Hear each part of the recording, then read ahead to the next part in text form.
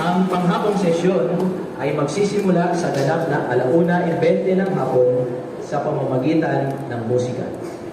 Pinapasigla namin kayong maupo bago magsimula ang musika. Samantala,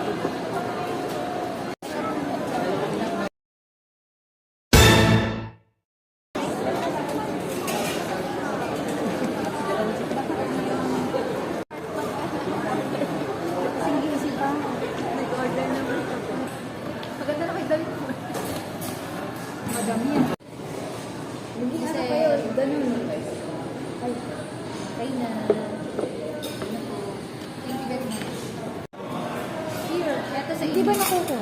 Ay, may isa pa.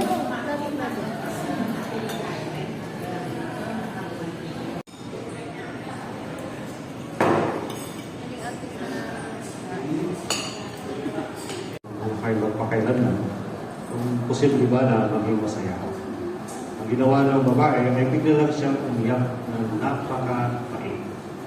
Yung pala, ay yung araw na yon, inutosan niya yung dalawang anak niya sa malayong tindahan at magpapakamatay na siya.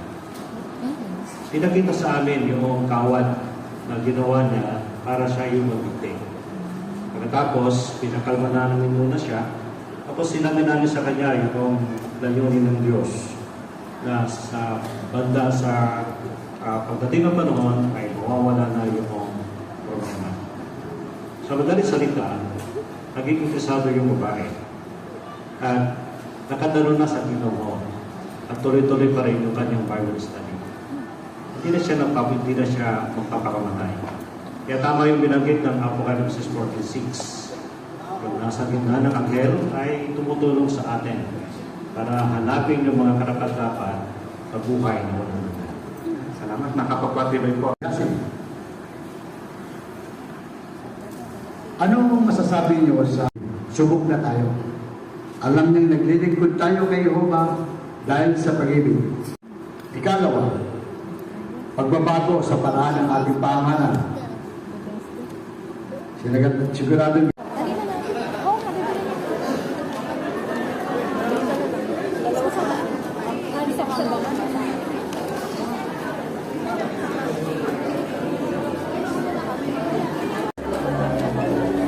Ay, parang.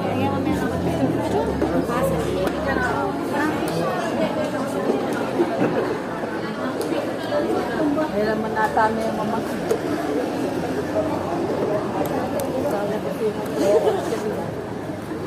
Ah!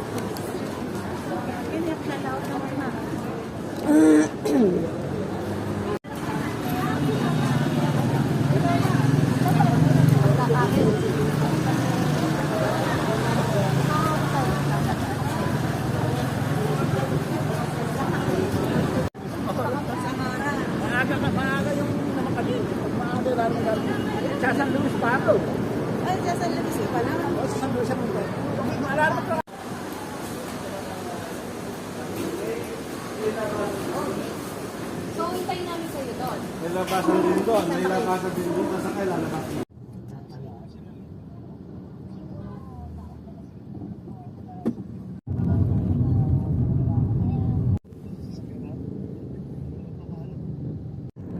Ganda daw, tingnan siya. Oo nga. 5:30 lang pala.